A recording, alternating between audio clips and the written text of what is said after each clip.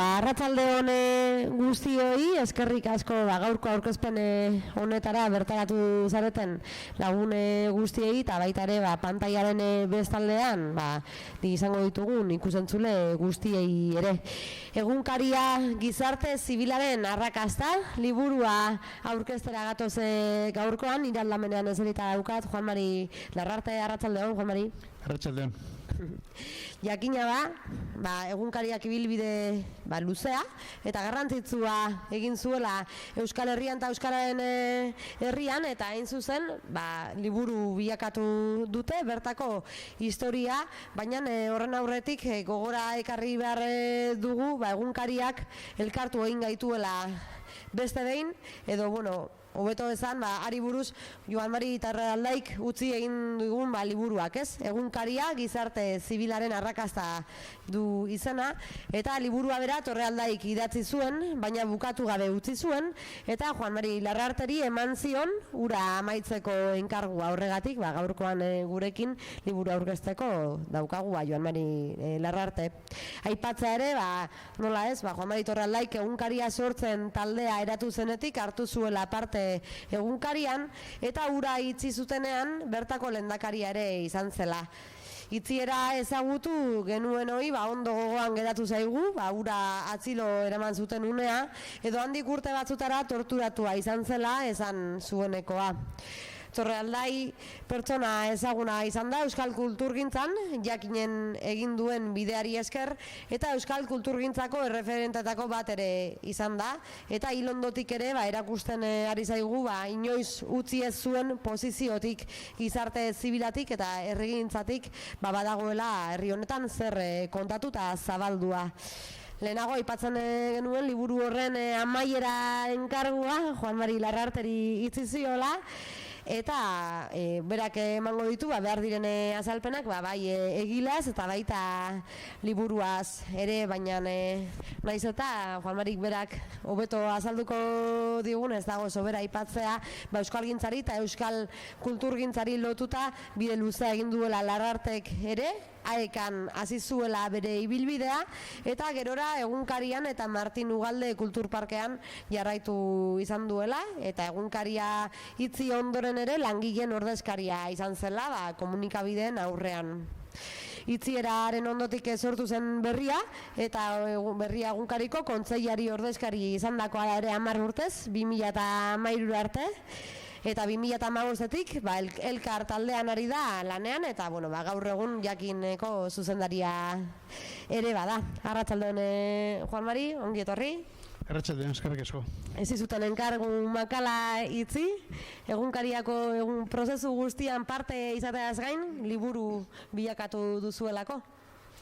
Bai, arratsaldeon guztioi, eskerrik asko, saion eta etorri zaten noi, eguraldi horrekin ez da erresa olako aurkezpenetara jutea, baina batzu behintzat animatzen zate. Egia da, ez da lan xamurra izan, batez ere egilea falta zalako, honen bukaerarako, eta horrek beti uste dizkizu zure zalantzak egiten nahi zan lanarekin, berarekin izan duzu konsultatu, eta orduan beti zaude zalantzarekin asmatzen nahi hautu zen, edo ez, eta espero dugu baietz, bezak ejatuko, orduan horrela beharko du. Piskat ulertzeko zer egin duen liburu hori edo nahi zetokatu zaidan, eta piskat nire posizioa liburuari daukionez, ez? Juan Mari Torrealdaik behin egunkariaren gaineko epaiketa bukatu zianetik buruan zuen nolapet egunkariaren historia idatzita utzi behar zala. Eta, oso argi zuen nahi zuela gai horri, nahi zuela eutxi gai horri, eta uste 2014an, batez ere 2015etik aurrea, buru belarri eutxi ziola, eta hil arte bitartean bere lan nagusia hori izan zen, ordu asko sartu zituen proiektu honetan. Baina, 2008ko udaberrian, diez izigun, bere gaixotasunak aurrea jarraitzen zuen, beha geotaulago zegoen, eta esatezun indar nahiko igetzaukala, ordura arte egindakoarekin jarraitzeko, eta orduan eskatu zigun, ordura arte egindako hartu, eta pixkat laguntzeko liburuaren amaieran. Bere asmoa, eta denon asmoa zan, izango zen martxoa apirila, bueno, hartuko genuen berak ordura arte idatzitakoa, pixkat saiatuko ginela zuzentzen edo faltazara osatzen edo pixkat beste kanpoko irakurketa batetik ordenatu nolabait ordura arte idatzitakoa eta beak abuztuan tratamentu berri batean sartu behar zuen eta asmoa zen, bueno, udazkenean izango dugu aukera liburu honi bukaera emateko. Bueno, uztailean dena hankaz gora juntzan, hasi ginen pixkat apiriletik aurrera elkarrekin lanean. Joamari pasazizkian, hainbat material, eta materialoiek zian denak artikulu solteak izango balira bezala. Ez liburu bat antolatua, baizik eta artikulu solteak, bai? Beak egiten zuen azan, hartu hainbat gai, kontatu nizituenak, idazten zuen horretaz, eta idazten zuen nolabait modu autonomo batean, pasarte bakoitza. Orduan, zeuden horiek, eta berak horrekin batera pasazian, aurkibide moduko bat, esan ez, bueno, nire ustez, gutxi gora bera, onela ordenatu beharko nuke liburua, ikusiko duzuen bezala, kronologia beti jarraituaz dago antolatuta, ez? Orduan, hasi ginean lanean, astean behin edo elkartze ginean, bera osasunak etzuen gehiagorako ematen, eta uztailean, azkenekoz bere gana junitzanean, lan saio batera, esan zian, ja ez dau jarraituko honekin, bueno, nahi ja astebeteko bizitzen mandiate, beraz ja ez du gehiagorako ematen.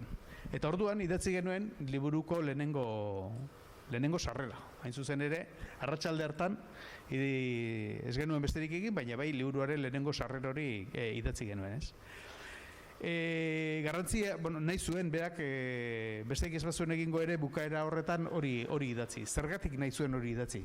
Piskat, sarrera horretan berak kontatzen digulako ze posizioetatik idatzten duen berak liburu hau. Esan dut lehen, Joamariren asmoa bazala nolabait egunkariaren historia idaztea, baina egia da, behin idazten hasitakoan,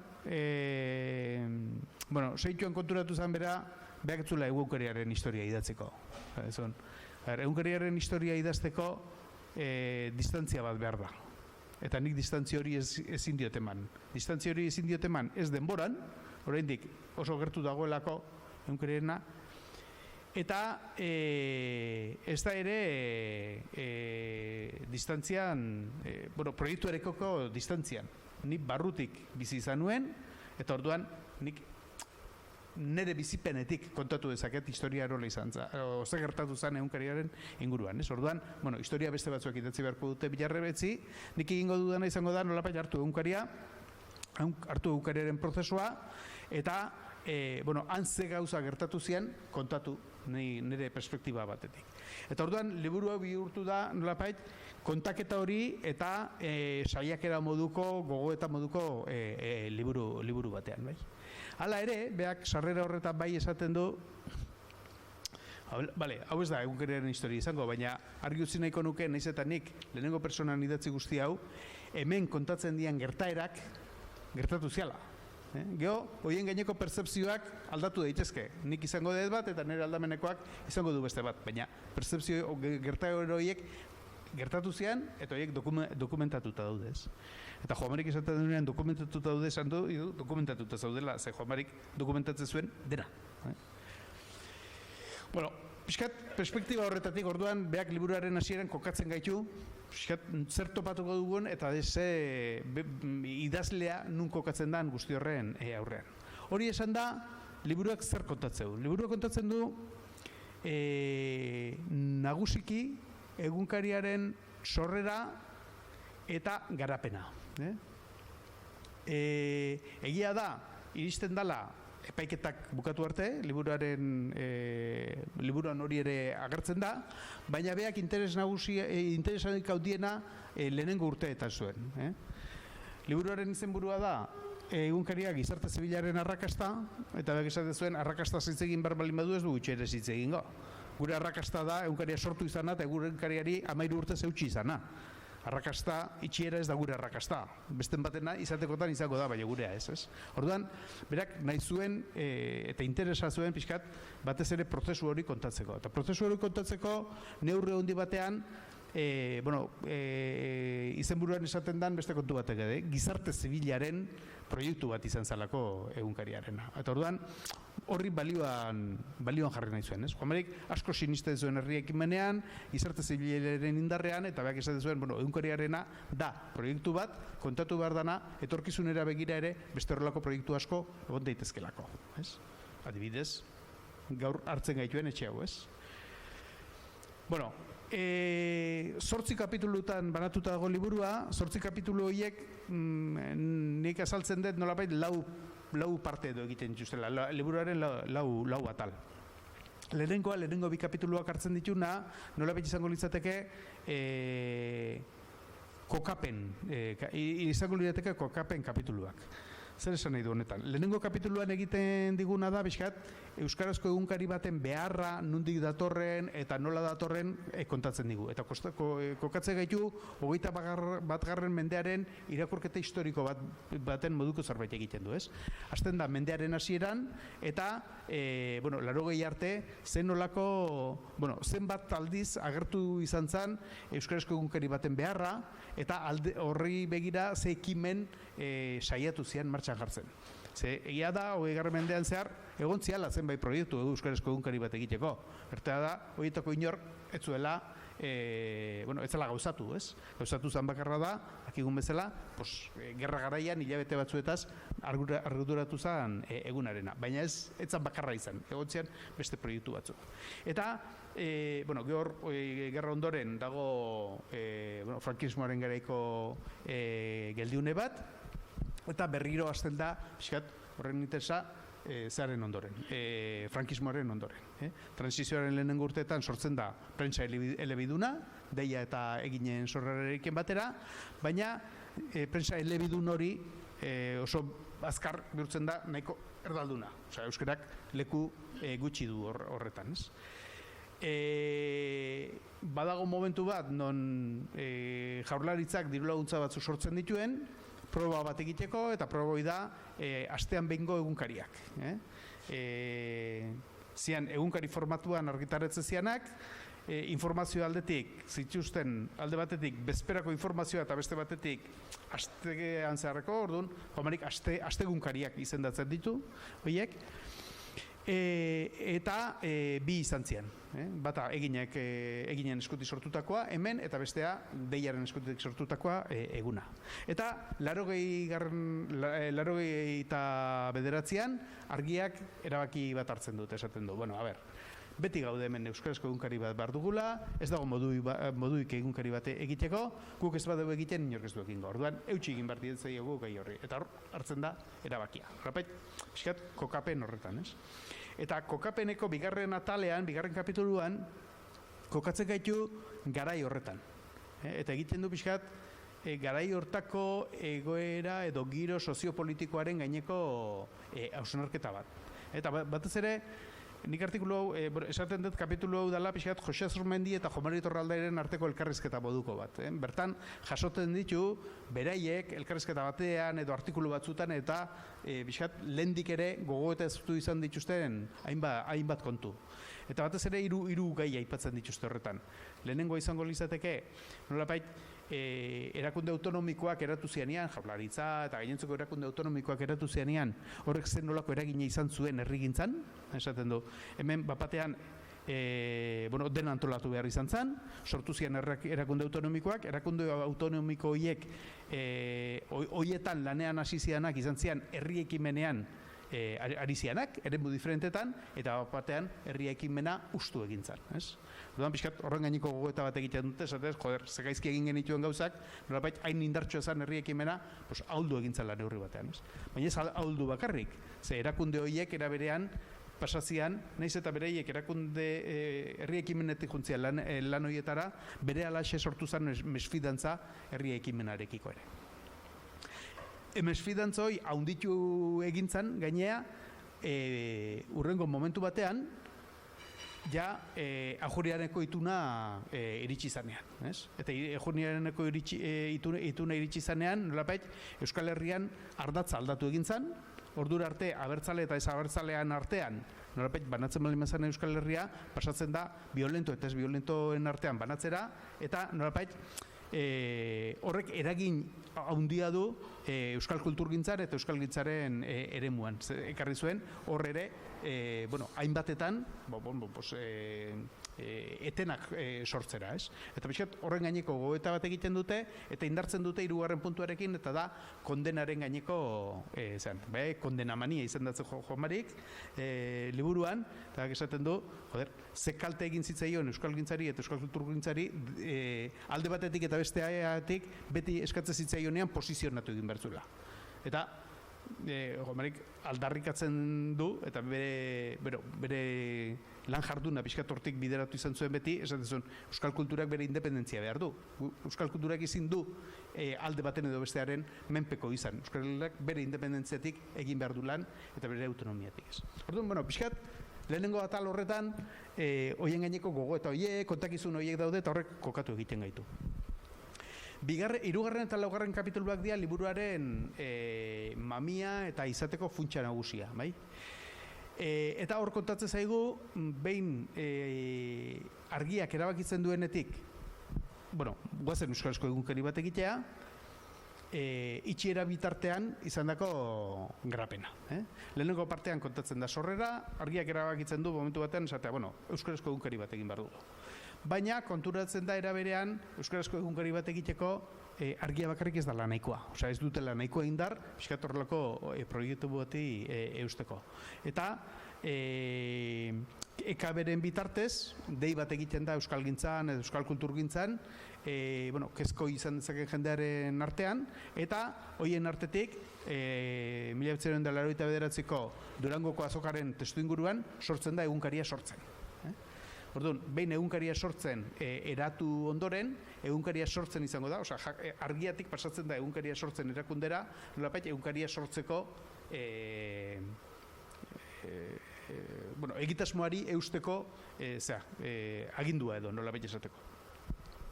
Egunkaria sortzen 89ko abenduan hasiko zan lanean, eta urtebeteko epean egunkaria sortzenek egin zuena izan zen. Lehenengo proiektua definitu. Planteatu euskarazko egunkari batek zer izan behar zuen eta nola antolatu beharko zateken. Bigarrenik, hoi gauzatu alizateko baliabideak lortu, hau da, dirua lortu, bereziki, herri antolatu zen kanpainari esker. Era berean, azpiegiturak lortu, lokalak eta gainontzekoak, kazetariak bideratu, kazetaria formatu, eta egunkaria martxan jarri. Eta guzti hori egin zen 12 hilabeteko epean. 89ko Durangon egunkaria sortzen antolatu bali mazan, 90ko abenduaren 6an egunkariaren lehenengo zenbakia izan genuen kalean. Sekulako lana urtebeten egindakoa, baina lanaz aparte urtebete oso konbulsoa, orain batez ere ikuste dituzunean eta liburuan asko jasota daude garai arteako adierazpenak eta garai hartako prentsan idatzi zianak, ez? Zergatik, egunkaria sortzenek euskarazko egunkari bat egingo zutela eta martxan jarriko zutela planteatu zenetik oposizioa sortu zitzaielako. Eta izan zen, Eusko Jaurlaritza eta EAJak hasieratik aurrez aurre jarri zian proiektuarekiko. Eta Eusko Jaurlaritzak momentu batean gaine lantalde bat antolatu zuen, Jose Rabaloki buru zuela, euskarazko egunkari batek ze ezaugarri izan behar zituen eta nola antolatu behar zan diseinatzeko. Nire memorian beti zegoen esatea, hauek burua, hasi zian beste egunkari bat sortzen. Eta garai hartako adierazpen guztiak irakurtze baituzu, inoiz ez dute esaten egunkari bat sortuko dutenik. Esaten dute, bereien aldala ikerketa lan bat egitea, azterketa lan bat egitea, erabakitzeko euskarazko egunkari bat egiten denean nolako izan beharko luken edo nola antolatu beharko litzaken, ez? Orduan, sortzen da aurrez aurreko hori, eta ez da, hasieratik aurrez aurre topo egiten dute, nun daude diferentziak? Bi esgea sartuko hortan, interesa edukazioenak liburuen ikusiko dituzu zehatzago, baina badira bi oso esanguratsuak direnak, ez? Bata da proiektuarekiko dagokionez, iritsiko naiz bestera, baina proiektuari dagokionez, bata da esatea egunkariak nolako izan behar duen, eta egunkaria sortzenek defendatzen duena da, izan behar du egunkari bat komatxo hartan homologatua, hau da esan edo kioskoan dauden gainentzeko egunkarien antzekoa, baina euskaraz egindakoa, eguneroko informazioa, munduko informazioa bilduko duena, eta Jaurlaritzaren proiektuak esaten duna da, ez euskera, ez euskalduna ez dago prestatuta horrelako produktu bat eskuratzeko eta irakurtzeko, eta orduan egin behar da, proiektu bat, askoz ere, gehiago herri informazioan eta oinarrituta izango dana, eta gaina doan banatu behar dana, ikasleen bidez etxetera iritsiko dana, orduan, badago, produktuarekiko badago diferentzia bat. Eta bigarren diferentzia handia da, nola antolatu behar da, edo beto esan da, zenek egin behar du egunkari hori.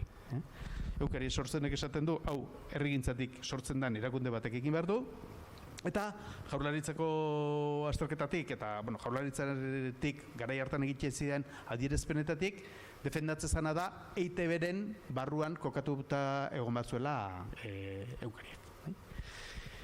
Egunkariaren oinarrien artean, independentzia aipatzen da bi aldiz. Eta independentzia aipatzen zen, batatik, lehen Juan Maririk aipatzen zuen independentzia politiko horretatik, hau da, erakunde politiko eta guztioietatik independenti izan behar zuela, baina independentziaren bigarren adiera zen, euskarazko egunkari batek, erdarazko egunkari baten menpean ezin zala sortu.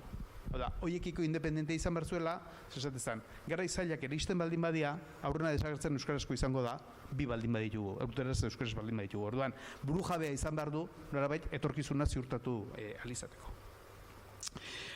Bueno, esan dut nola proiektu Jaurlaritzak antolatu zuen hori izala azterketa bat egiteko, baina 90ko abenduaren 6an egunkariak lehenengo zenbakiak kalean jarri zuenean, bereiek beste 0 ale bat banatu zuten egunero izenarekin eta Durangon eguneietan. Orduan, emateu proiektu bat edo diseinu bat egitea baino zerbait gehiago ere bazegoela atzetik, bai?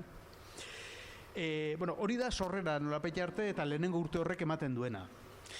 Eta hori oso detailatuta kontatuta daude, zenbat bilera egin zian, bilera bakoitzean zerbat aurreatu zan edo zenbat atzeatu zan, uda hartan izan dako iritzi artikulu trukea Jaurlaritza eta egunkari sortzeneko jendearen artean, dokumentazio pila bat topatzen da, eta urrengo 4 urteak ere nahiko detailatuta kontatuta daude. Zergatik, 90tik 94a Eusko Jaurlaritzak eutsi ziolako egunkariaren kontrako boikotari. Orduan, 90tik 94ra Eusko Jaurlaritzak ez zuen onartu egunkaria, eta ez zion diru laguntzarik eman, eta pentsatu daitekeen bezala, ez da publizitaterik ere egin egunkarian. Orduan, 4 urtez iraun behar izan zuen diru laguntza publikorik gabe. Parentesi bat. Diru laguntza publiko batzuk izan zituen egunkariak, alde batetik Nafarroko gobernuarenak momentu hartan, nafarkaria gehigarria egiteko diru laguntza bat ematen ziolako, eta beste alde batetik Gipuzkoako Foru Aldundiarenak Gipuzkoako Batzar Nagusietan garai hartako Euskal Ezkerra HB garai hartan eta Euskal Kartasuren artean akordio bat egin zutelako eta lortu zutelako edo behartu zutelako Foru Aldundia diru laguntzak ematera. Baina bestela horretan. Orduan, 4 urte horiek ere oso xe kontatzen dira, nolako harremana zuten administrazioarekin, eta nola behin eta berriz Joseba Arregiren taldearekin topo egite zuten, eta Joseba Arregiren eskanik ez dago zertan diru laguntza eman. Ez nago ados egunkari horrekin, ez dago zertan inongo diru laguntzarik eman. Naiz eta euskarazko gainentzeko edabideak asko ez ziren garai hartan, baina bazeuden, guztiek diru laguntza izate zuten Eusko Jaurlaritzatik, ez. Zer pasatzen da 94an? Prozesua liburuan. Zer gertatzen da 94an? 94an egunkarian erabakitzen dute ikusita Jaurlaritzarekin, Joseba Arregirekin beti topo egite zutela, eta zegoela ua gainditzeko modurik, erabakitzen dute alderdira jotzea, EAJ-ra jotzea, eta saiatzea EAJ-ren bidez, beste bide bat egin ziteken. Egunkariako administrazio kontseiluko lehendakaria Martin Ugalde zen. Martin Ugalde, garai hartan Eusko Alkartasuneko militantea zen, baina lehenago EAJ-ko militante izan da, estizioaren aurretik. Ez militante soila. Exilioko Eusko Jaurlaritzan lehendakari orde kargu ere izan zuen bere garaian. Eta ondoren, Eusko Jaurlaritzan ere izan zituen Garaikotxearen gobernuan hainbat ardura.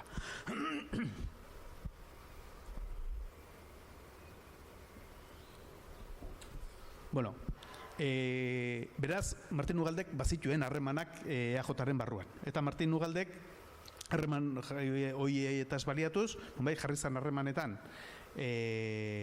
Retolazarekin, eta bilera bat eskatu zion, gehiaz hitz egiteko. Orduan, nunbait, Retolazaren etxean egin zuten lehenengo bilera, Luis Maria Retolazaren etxean, eta bilera horretan, esan zien, bueno, alderdiak erabaki zuela gaiari soluzio bat ematea. Ematen dunez, soluzioi ez da gertatzen iritzi aldaketa bat dagoelako. Zaten, bueno, errealitate bat da. 4 urtetan iraunduzue, hau errealitate bat da, eta ezin dugu jarraitu, existituko ez balitz bezala. Orduan, honi soluzio bat eman berzaio. Eta, nolabait, momentu hortatik aurrea alderdiak behartzen du Eusko Jaurlaritza aldaketa bat egitea eta akordio bat egitea egunkariarekin. Eta 94an sinatu zen lehenengo akordio hori. Orduan, prozesu hori dena ere oso xe kontatuta daude, bileraietara ze dokumentazioak egutezian, oztopoak nun zauden, eta oztopo horiek gainditzeko pixkatzen bide egiten zen edo, ez? Eta hortik aurrerakoa, 2003 bitartean, bueno, ja beste erabatea kontatzen da. Gehiago kontatzen dira, egunkariak ekarritako hainbat, nola gero sortu zian Nafarkaria eta Bizkaia gehigarriak, edo estilo liburuak zesbosatu zuen egunkariaren kausa, nola pixkat badijoa egunkariaren ekarpenen gaineko kontaketak eta irakurketak eta gogoetak egiten, ez? Eta horrela, nolapet, itxiera iristen den arte. 4. eta 5. kapitulua dira pixkat itxiera eta itxieran gaineko giroai eskainitakoak. Aurreko guztia kontaketa eta kontaketaien gogoeta baldin bada ere, hemen kontaketa gutxi dago, ez da kontatzen nola gertatu zen historia, kontatzen du nola sartu zian bere etxean eta bar, baina ez da kontaketa bat, gehiago da nolapet, itxieraren inguruan dauden hainbat dokumentaoren azterketa, bai? Zer nolako dokumentazioa agertu izan dan, zer nolako arrazoi bideak erabili zituzten egunkeria izteko, edo geho absoluzioa iristeko ere. Piskat, horlako dokumentuak aztertzen ditu eta horien gaineko gogoeta bat egiten du. Alde batetik biltzen ditu dokumentu horiek eta beste batetik horien gaineko dokumentu bat egiten ditu. Nagusiki, Guardia Zibilak erabilitako dokumentuak, egindako txostenak eta horrelakoak, edo epaileek, fiskalek, abokatuek, biktimen taldeek erabili izan dituztenen bilketa bat, gauza nagusien bilketa bat eta egin gaineko gogoeta bat. Baina horrekin batera, baita ere, pasarte horietan, badaude 2 artikulu, ez direnak nolapait mundu judizial, polizial horretakoak, eta nahiko sakon aztertzen ditunak, neurri handi batetik minetik.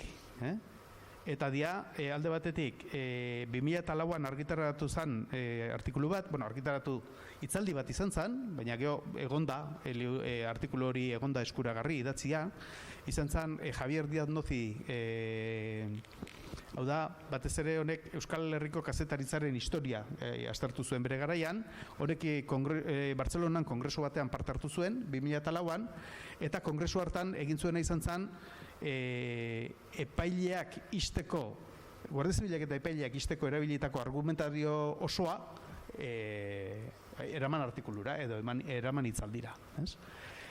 Eta, artikulu hori Dakar liburura eta egurre ematen dio, eta bigarren artikulua da 2008koa, non Patxi Bastarrika, garai hartan hizkuntza politikako sailburu ordea zen, artikulu bat egin zuen, justu epaiketak laizter etorriko zeiala genekien garaian, bai? 2008an egunkeria itxi eta 5. urte hurrenaren inguruan 2 ekitaldi nagusi egin zian, bata Bilbon, Euskal Gizarteko hainbat jende esanguratsuk parte hartu zuen eta pixkat egunkeriaren aldeko eta epaiketaren kontrako mezu bat zabaldu zuten, eta beste bat egin zen, ja, jende osoari irikita, Andoainen Martin Ugalde Kulturparkean. Eta bi ekitaldi horiek egin ondoren, Bastarrikak artikulu bat idatzi zuen, esan ez, nizuekin nago, baina deno dakigu erdietakoak izan zaretela. Ez du horrela esaten hitzeziz, baina fondua hori da, ez? Orduan, Joan Marik oso gaizki pasazuen artikulu horren gurura, nik oso gogoan dut, asteburu hura, oso gaizki pasazuen, eta jaso nahi izan zuen bere liburuan, eta pixkat gogo eta batzuk egin horren ginean, ez? Eta horrekin batera, pixka bat, badago nolapait, ze dokumentotan oinarrituta Guardia Zibilak zer nolako ikerketak egin zituzten, ze egunkariaren prozesura etzien egunkariaren kontrako lan batetik abiatu ziren Euskal Kulturgintzaren azterketa batetik, bereziki elkarren kontrako ikerketa bat abiatu zuten. Ikerketa horren berri sumarion jakin izan genuen, ez? Baina, irakurtzeko duzuen liburua, ikutsiko duzuen nola, txostenaren arabera, elkarrek armamentu nuklearra erosten zuen, eta horrelako barbaridadeak irakurri daitezke txosten horietan, ez? Baina, momentu batean, badirudi, edo epaileek ez diote bide ematen azterketa bat egiteko, edo Guardia Zibilak ez dakit nondi jarraitu, eta utzi egiten dute atal hori, eta egunkariaren kontrako bidea irikitzen dute, 2000 eta ez dakize urtetan, 1900 ez dakize urtetan agertutako dokumentazio bati tiraka. Eta orduan izan zen,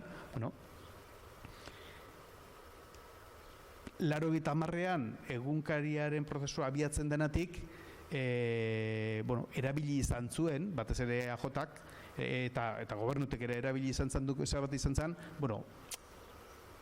Ezker Abertzaleak eta etak sortutakoa zala egunkaria. Eta egunkaria sortzenen inguruan eta egunkarien zeudenak txontxongilo batzuk ziala. Mezu hori egon zen, orduan pixkat gauza guzti horiei tiraka egin zuten nolapait egunkariaren kontrako operazioa.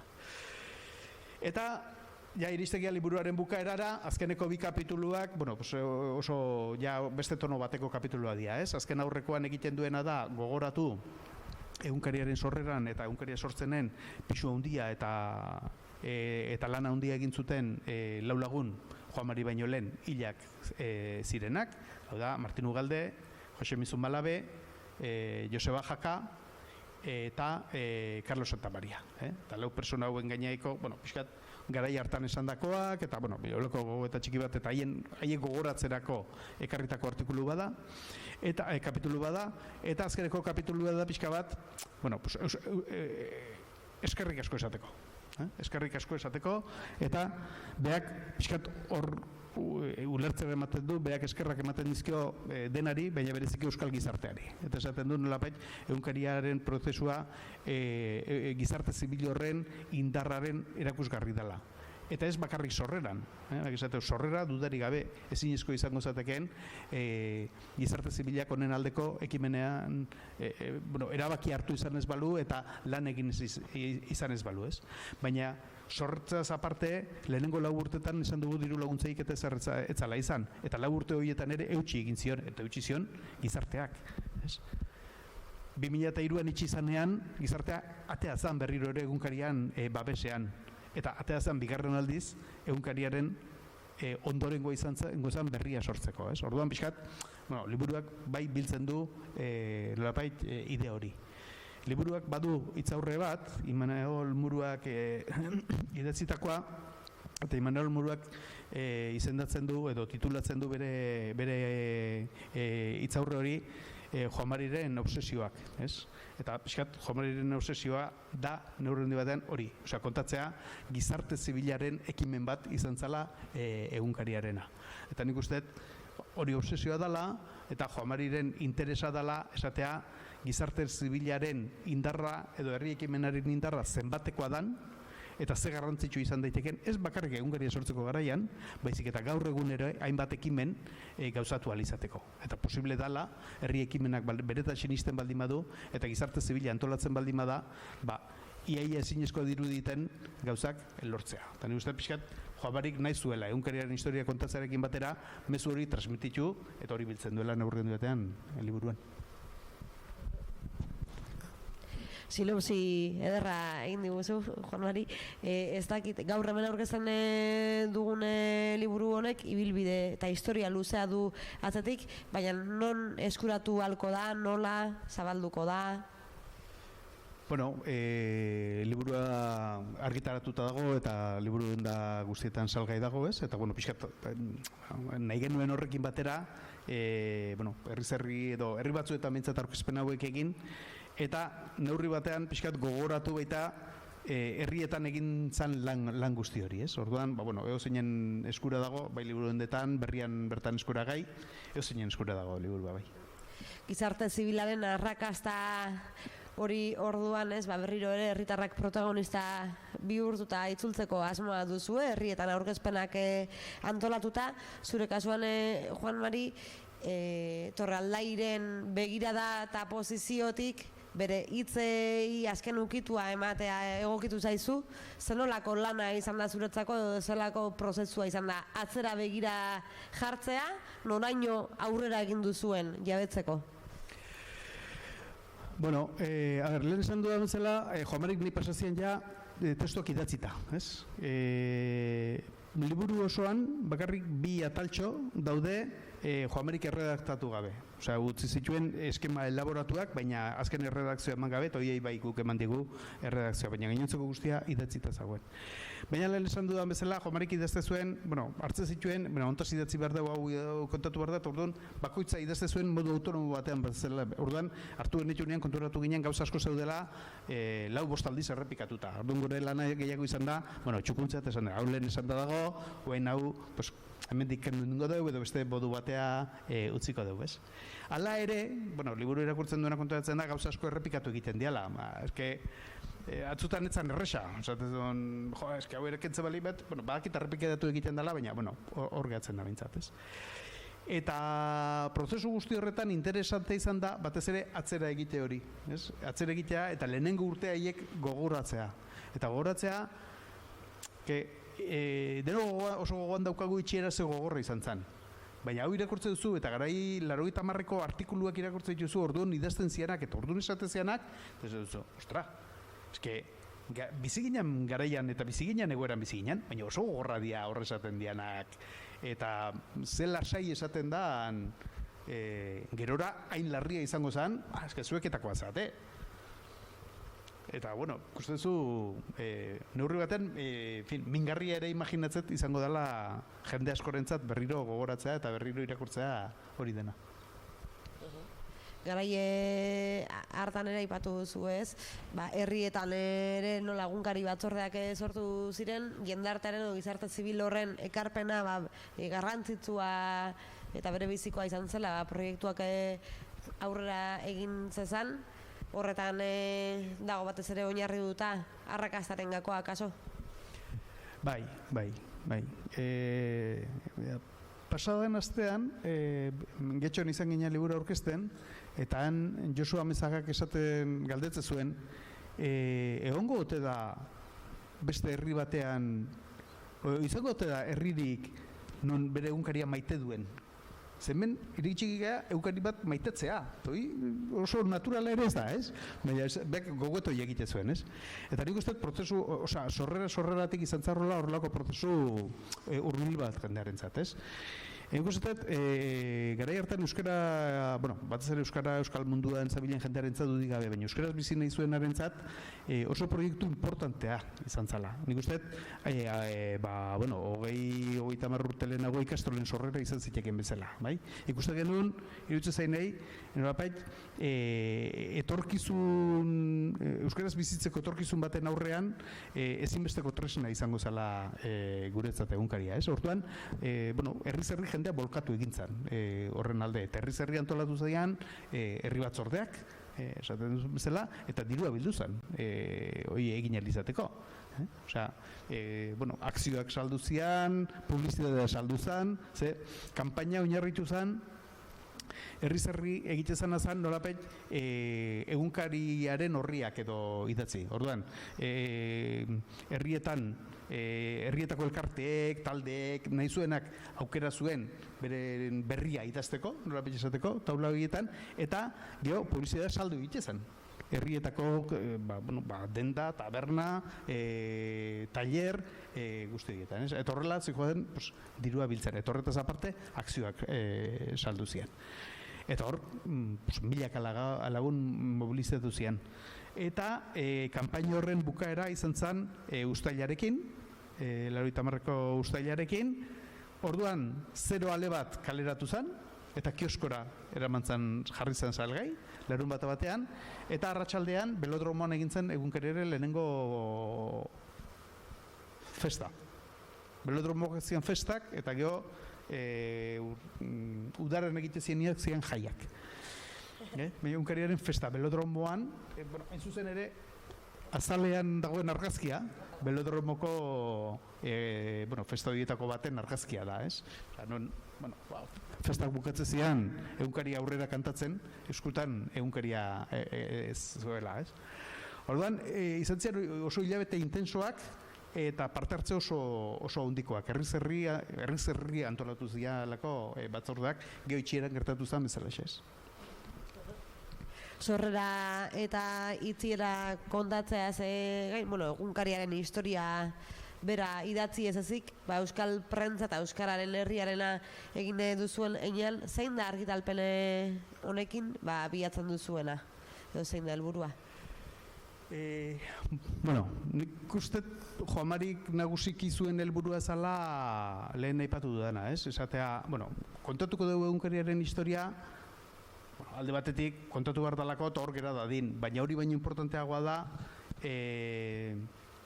ikusteko ze garai zailetan izan zen posible egunkari bat sortzea.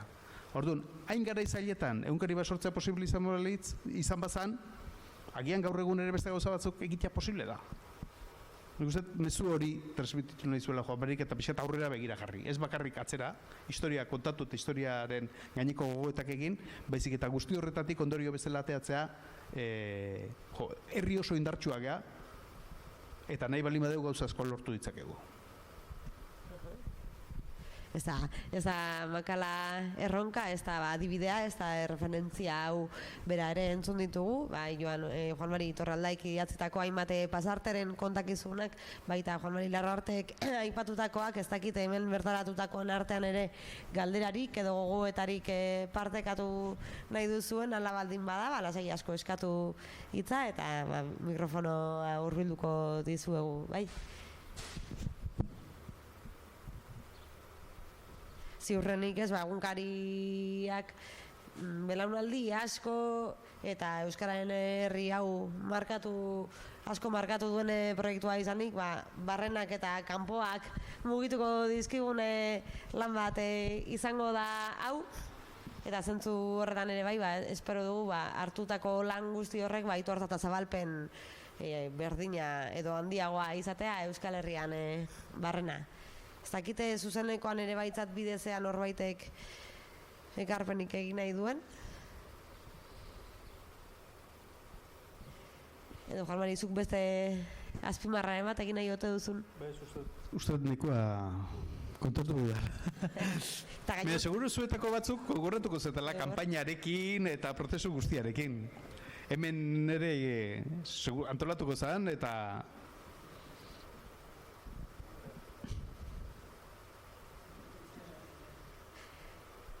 ziurre gogoratzeko balioko duela eta urte luzetan ere historiaren pasarte hau jasota zabaltzeko tresna izango dela liburu hau amaitu baloinoren gero gu behintzat mezu horrekin geratzen gara ez garai zailenetan ere posible dela edo zer lortzea. Joan Mari Torraldaik hala ikusi eta hala erakutsi zigun eta digu liburu honen bidez, eta Joan Mari zuri ere eskerrak ematea gaurko honetan faktoriara etortzeagatik, egindako lan eta proiektu hau aurkeztera, eta zuei ere zerrazanik ez, eskerrik asko etortzeagatik eta hurrengora arte.